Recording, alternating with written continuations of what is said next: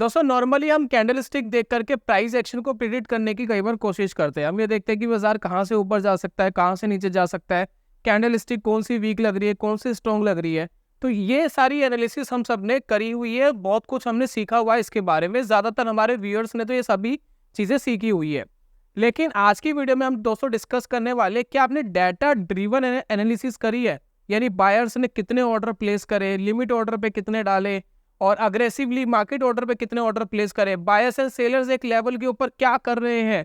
ये डाटा देख करके एनालिसिस करना अगर आ जाए तो चीजें हो जाती है और ज्यादा फाइन और ज्यादा इजी, क्योंकि आपको पता होता है कि इस पर्टिकुलर लेवल पर फॉर एग्जांपल 100 रुपए के ऊपर बहुत सारे बायर्स ने एक चीज को खरीदा, तो आपको पता है भाई 100 रुपए का लेवल ऐसा है जहां पर बहुत सारे बायर्स एक्टिव हो रहे हैं। तो अगर इन फ्यूचर 100 रुपए पे कभी प्राइस आता है इस चीज का, तो पॉसिबिलिटी ये स्ट्रॉन्ग सपोर्ट है, यहाँ से वापस बाजार उठ जाएगा। तो ये जो डाटा ड्रिवन वाली चीजें हैं ये हम कर पाते हैं कैसे। एक हमारे पास ऐसा चार्ट अवेलेबल है जिसको हम कहते हैं ऑर्डर फ्लो चार्ट, और इसको हम फुटप्रिंट चार्ट भी कहते हैं। फुटप्रिंट चार्ट क्या करता है, आपको डाटा देता है और डाटा दे करके आपको बताता है कि आपको कहाँ पर बायर्स है, कहाँ सेलर्स है, और उस हिसाब से आप अपने बाइंग एंड सेलिंग डिसीजन लेते हैं। तो आज की वीडियो में एक ऐसे पॉइंट्स आपके साथ शेयर करने वाला हूँ, अगर वो पॉइंट्स आपको कहीं दिखाई देते हैं तो बाजार वहां से या तो ऊपर जा सकता है और बाजार वहां से नीचे जा सकता है। तो यानी कहां पर एक बाइंग अपॉर्चुनिटी बनती है, कहां पर हमारे लिए एक सेल अपॉर्चुनिटी बनती है, वो दोनों दोस्तों आप चार्ट पे आसानी से देख सकते हैं। आप निफ्टी, बैंक निफ्टी, स्टॉक्स, सभी जगह जो भी चार्ट ट्रेडेड हो रहे हैं वहां पर आप इसका बखूबी इस्तेमाल कर सकते हैं। तो आज की वीडियो है दोस्तों ऑर्डर फ्लो यानी फुटप्रिंट चार्ट की एपिसोड नंबर 3। एपिसोड नंबर 3 में हम ये एक सेटअप जानेंगे कि कहां पर बाय अपॉर्चुनिटी बनती है, कहां पर सेल अपॉर्चुनिटी बनती है। और इससे पहले मैं 2 वीडियोस दे चुका हूं आपको ऑर्डर फ्लो के ऊपर, आप उनको देख लेंगे तो ज्यादा अच्छा रहेगा। दोनों के पार्ट मैंने आई बटन पे, कमेंट बॉक्स में, डिस्क्रिप्शन पे दे दिए। दोनों वीडियो देख लेंगे तो चीजें आपको और सारी क्लियर हो जाएगी कि ऑर्डर फ्लो चार्ट कैसे बनता है और फुटप्रिंट चार्ट का हम कैसे इस्तेमाल करते हैं, दोनों एक ही चीज है। तो चलिए समझते इस सेटअप को, इस ट्रेडिंग स्ट्रेटेजी को कि क्या है ये और कैसे काम करती है।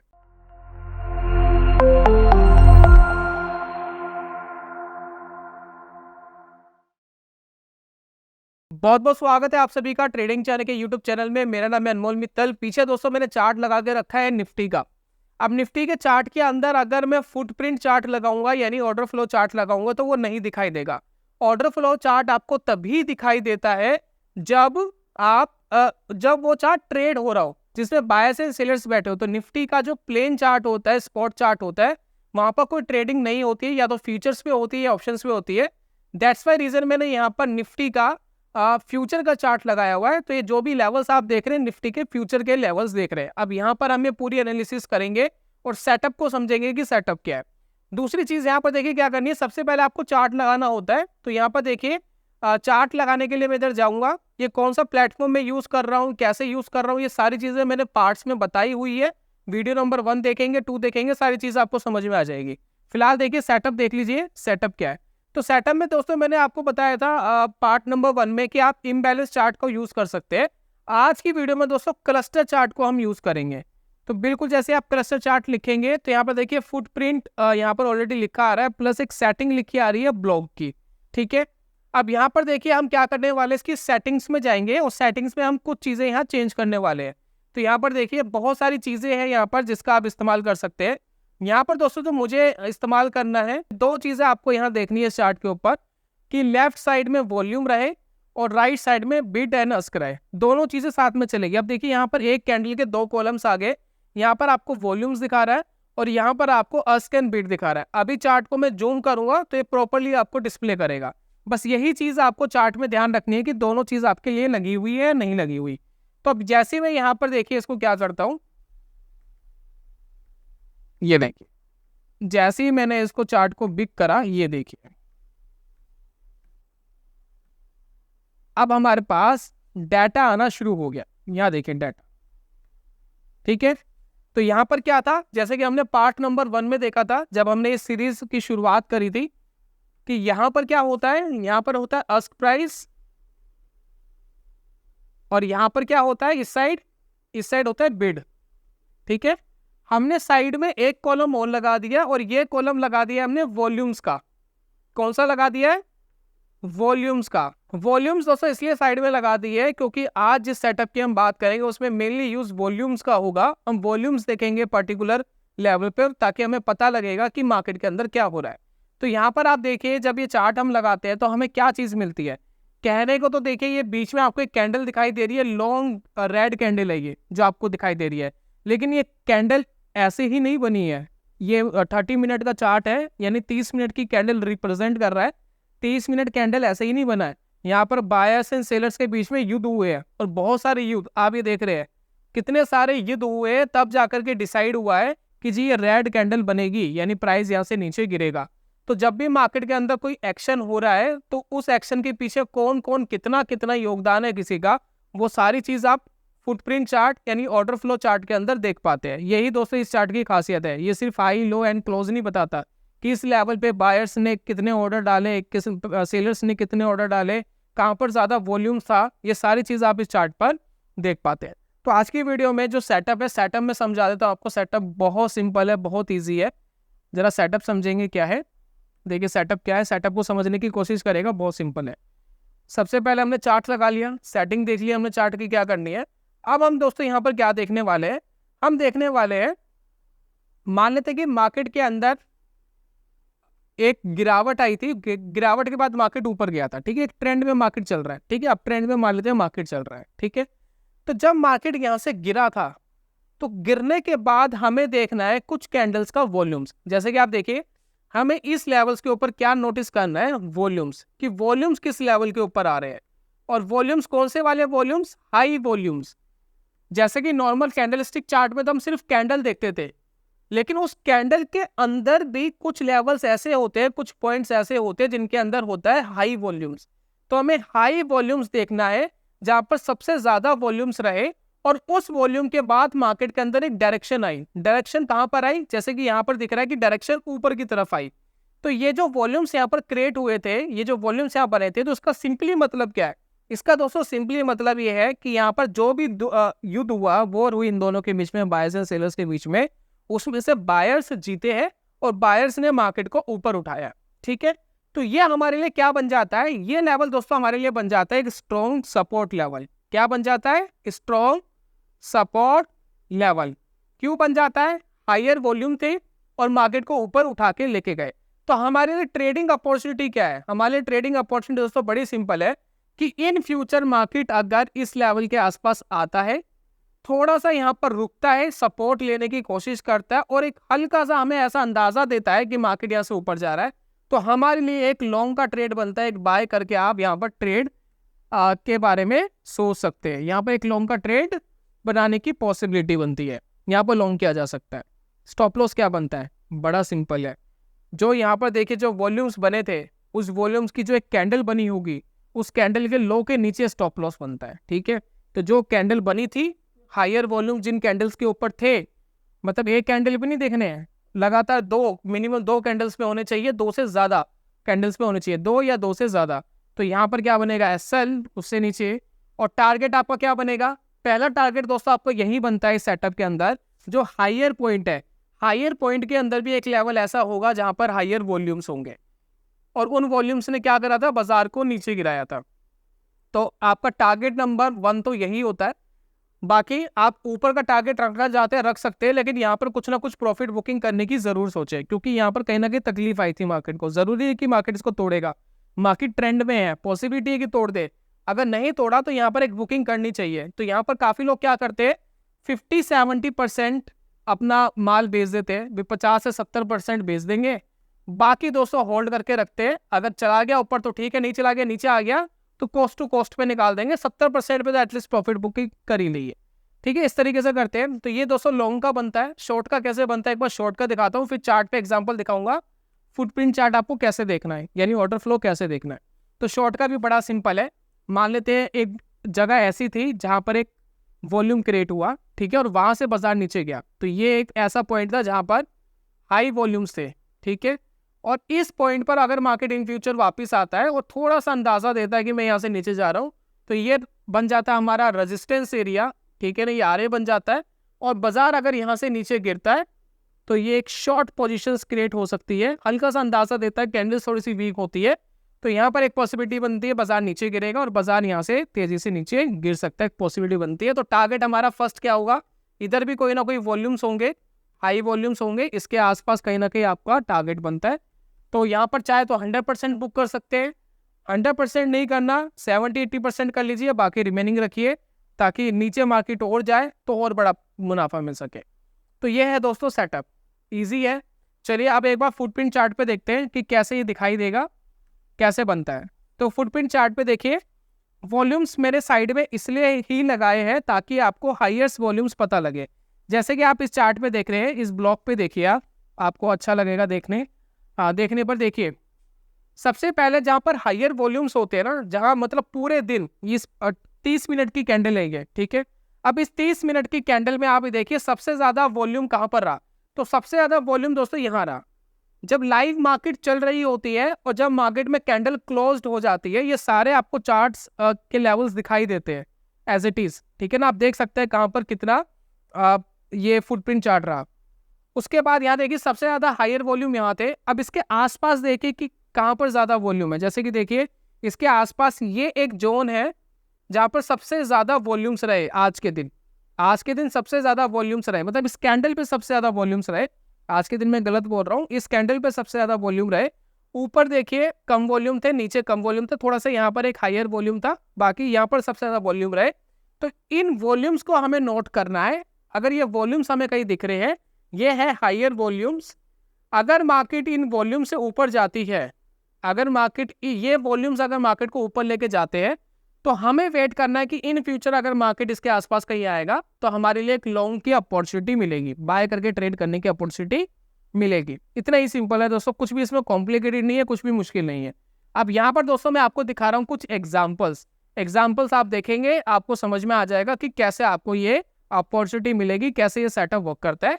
बाकी अगर जो लोग कंफ्यूज्ड हो रहे हैं ये फुटप्रिंट चार्ट कैसे बन रहा है, ये क्या है, ये क्या चीज़ है, तो इसके बारे में मैंने पार्ट नंबर 1 में बताया है, पहले उसको देखिए, पार्ट नंबर 2 देखेंगे और आपको एक्यूरेसी मिल जाएगी, चीज़ें समझ में आ जाएगी। फिर आप इसको देखेंगे, सेटअप पूरी तरीके से समझ में आ जाएगा। मुझे नहीं लगता कोई भी आपको मुश्किल होगी। चलिए सेटअप के कुछ एग्जाम्पल्स देख लेते हैं ताकि आपको क्लैरिटी हो जाए कि किस तरीके से हमें सपोर्ट एंड रेजिस्टेंस फाइंड करके मार्केट का बिहेवियर को पहचानने की कोशिश करनी है। 30 मिनट के चार्ट के ऊपर दोस्तों एक एग्जाम्पल दिख रहा है, वो एग्जाम्पल नोट करने की कोशिश करिएगा। यहाँ पर देखिए मार्केट नीचे गिरा था, यहाँ देखिए नीचे गिर रहा था मार्केट, यहाँ से लेके यहाँ तक देखिए मार्केट नीचे गिरा, ठीक है। अब नीचे गिरने के बाद मार्केट में एक ऐसा फुटप्रिंट बना, एक ऐसी कैंडल बनी है जिसके अंदर बहुत सारा हायर वॉल्यूम्स है। ये देखिए, ये नीचे की तरफ आप देखिए हायर वॉल्यूम्स है, बॉटम साइड इस कैंडल के नीचे की तरफ सबसे ज्यादा हाई वॉल्यूम्स है, ऊपर की तरफ इतने वॉल्यूम्स नहीं है। यदि नीचे की तरफ युद्ध ज्यादा हुए आज के दिन, और इस युद्ध होने का बेनिफिट ये मिला है कि मार्केट जो है यहाँ से ऊपर चला गया, ठीक है। मार्केट कहाँ चला गया, यहाँ से ऊपर चला गया। देखिए मार्केट ऊपर चला गया, यानी ये वॉल्यूम्स जिन्होंने यहाँ पर सबसे ज्यादा लड़ाई करी, ये वॉल्यूम्स क्या थे, ये वो वॉल्यूम्स थे जो मार्केट को चाहते थे कि हम ऊपर लेके जाएंगे, यानी वॉर में इनकी जीत हुई। तो इन फ्यूचर अगर इनके किले के ऊपर हमला होता है, अगर इन फ्यूचर ऐसा लगता है भाई इनके किले को कोई भेदने की वापस कोशिश कर रहा है और वापस मार्केट इस किले को भेदने के लिए अगर नीचे आती है, तो यहाँ पर ये लोग ऑलरेडी जिन्होंने जोड़ लगाया था, जिन्होंने मार्केट को ऊपर उठाने का काम करा था, तो हायर प्रोबेबिलिटी ये है कि दोबारा जोड़ लगाएंगे और ये जोड़ लगा करके मार्केट को ऊपर लेके जाएंगे। तो यहाँ पर एक बार देखते हैं कि क्या होता है अगर मार्केट इस लेवल पे वापस आती है। तो यहाँ देखते हैं, ये दिख रहा है आपको, ये देखिए यहाँ हमने वॉल्यूम्स लगाए थे, बिल्कुल इसके आसपास ही मार्केट आ रहा है, और आने के बाद ये देखिए क्या करा मार्केट ने, कोशिश करी नीचे तोड़ने की, तोड़ नहीं पाए और वापस बाजार को ऊपर उठा के ले गए। कितना जबरदस्त बाजार ऊपर चला गया। इस तरीके से दोस्तों हम इस वॉल्यूम सेटअप का इस्तेमाल करते हैं। काफी लोग कहेंगे टारगेट क्या रहना चाहिए, टारगेट मैंने अभी आपको बताया था कि जैसे कि मान लेते हैं कि यहाँ पर हमने सोचा है कि यहाँ पर देखिए हायर वॉल्यूम्स थे, किधर थे, इधर हायर वॉल्यूम्स थे, ठीक है, इधर हायर वॉल्यूम्स थे इस लेवल पे, ठीक है। यहीं से मार्केट ऊपर उठा है, ये देख लीजिए दोनों फुटप्रिंट देख लीजिए, यहीं से मार्केट ऊपर गया, निफ्टी ऊपर गया। ऊपर का लेवल देखिए कि हायर वॉल्यूम्स कहाँ थे, कहाँ से नीचे आया है, तो यहाँ देखिए ये लेवल है ऐसा जहाँ पर हायर वॉल्यूम थे, और ये लेवल है 24,400 के आसपास। 24,400 के आसपास अगर मार्केट आता है तो ये आपका फर्स्ट टारगेट बनता है। इतना ही तो इजी है, स्टॉप लॉस कौन सा बनता है? ये जो कैंडल है इसका जो लो है ना, लो के थोड़ा सा नीचे, लो के नीचे आपका एसएल बनता है। तो इस तरीके से दोस्तों हमारा ये पूरा सेटअप तैयार होता है। ये बन गया हमारा टारगेट। क्या बन गया? टारगेट। चलिए, है ना सिंपल, इजी है। क्या मुश्किल है इसके अंदर? कुछ भी मुश्किल नहीं है, बहुत ही सिंपल सेटअप है। लॉजिक क्या है, लॉजिक समझने की कोशिश करिए। यहां पर कुछ लोग ऐसे बैठे थे जिन्होंने मार्केट को ऊपर उठाया, मार्केट वापस टेस्ट करने के लिए इस लेवल के लिए आया और वापस ऊपर चला गया। ये काम कब करेगा? ये काम तब करेगा जब मार्केट अप ट्रेंड में हो। अगर मार्केट अप ट्रेंड में है तो ही आप लॉन्ग वाले ट्रेड ढूंढने की कोशिश करें, और मार्केट अगर डाउन ट्रेंड में है तो आप शॉर्ट वाले ट्रेड ढूंढने की कोशिश करें। ट्रेंड के अपोजिट ट्रेड लेंगे बहुत मुश्किल हो जाएगी, काम नहीं करने वाला। ठीक है, तो इस तरीके से दोस्तों हम वॉल्यूम की सहायता से चीजों को पहचानते हैं। काफी लोग कहेंगे जी हम कैंडल स्टिक में भी यही काम कर सकते थे। हाँ, कर सकते थे, प्रॉब्लम कुछ नहीं है। लेकिन जैसे कि आपने देखा यहाँ तो बॉटम पे वॉल्यूम आया, लेकिन ये वाली कैंडल आप देख रहे हैं, इस कैंडल में बीच में वॉल्यूम्स है। तो आप कैसे पहचानेंगे कि वॉल्यूम्स नीचे की तरफ है या ऊपर की तरफ है या बीच में ज्यादा है? तो ये आपको पहचानना बड़ा जरूरी है, इसलिए ये वॉल्यूम्स आपके काम आते हैं।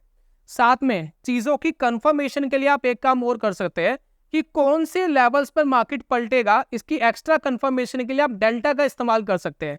आपको पता लग गया कि ये सपोर्ट है, ठीक है, हमें पता है कि ये सपोर्ट है, लेकिन हमें ये नहीं पता कि कौन सी कैंडल पलट सकती है। तो कौन सी कैंडल पलट सकती है, इसके लिए आप इस्तेमाल कर सकते हैं डेल्टा का।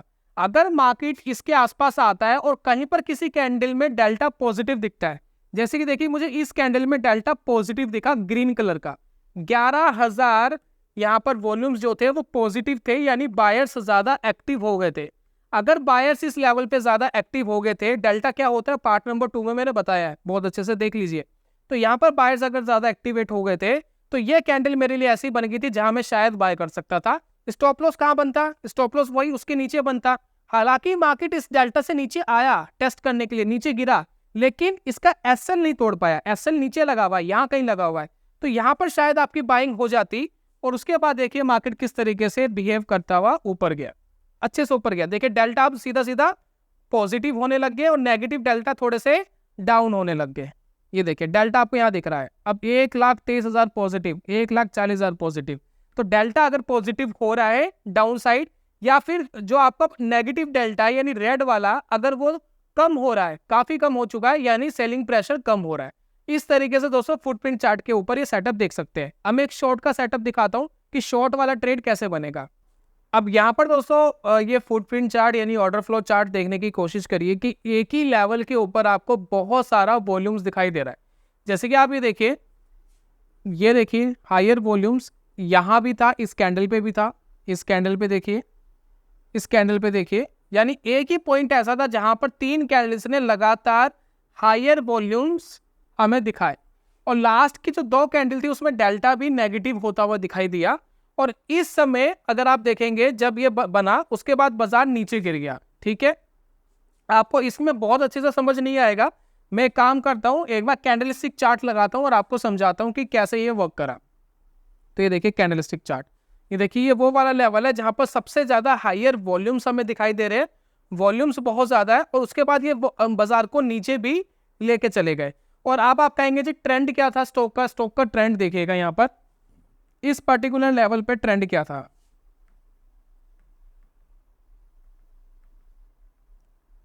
ये देखिए बाजार ऑलरेडी नीचे गिरा था, नीचे गिरने के बाद ऊपर आया था, ऊपर आने के बाद इस वॉल्यूम्स ने बाजार को नीचे गिरा दिया यहाँ पर। ठीक है ना, यहाँ हमने फुटप्रिंट चार्ट पे देखा कि बाजार नीचे गिर गया।